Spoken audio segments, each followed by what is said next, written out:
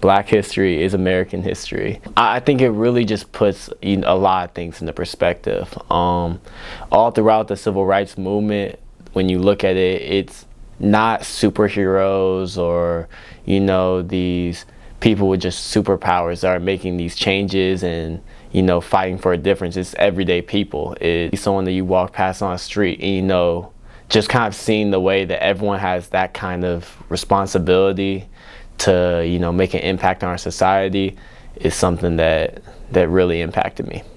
I think it's important to honor those that came before us, because not only are we the next generation, but also the fight is still ongoing. I think it's in different forms, different language now, but it is still the same thing. Dr. Martin Luther King was assassinated there in 1968. And so to be able to take our students to such just an important piece of our history, to be able to show our students, kind of to be able to stand there, to be able to look over the balcony where Dr. Martin Luther King Jr.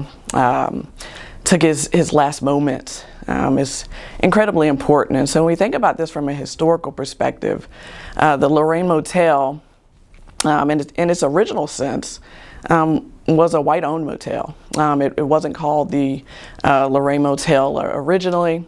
In 1945, a black Memphis business owner actually purchased the Lorraine Motel. He changed the name of it, and actually added it to the Green Book. And so the Green Book was a travel document that showed African Americans during the Jim Crow era where it was safe for them to be. Where could you go and dine? Where could you go and stay? Where was it safe for you to gather?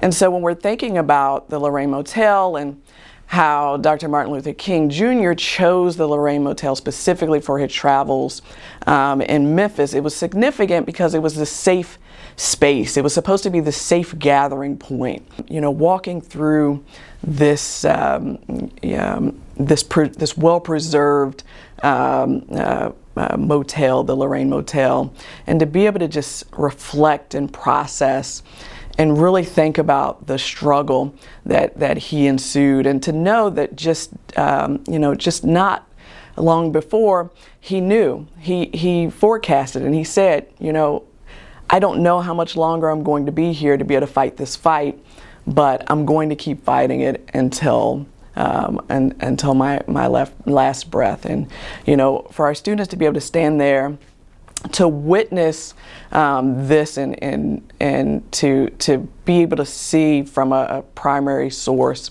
to hear from others who walked with Dr. Martin Luther King Jr., to march from Selma to Montgomery, to kind of take those same steps, to talk to actual individuals who fought that same fight, because when we think about it, it really wasn't that long ago. And so for our students to kind of have that opportunity and to end our journey in Memphis, Tennessee, where Dr. Martin Luther King Jr. Took his last stand, it was incredibly powerful.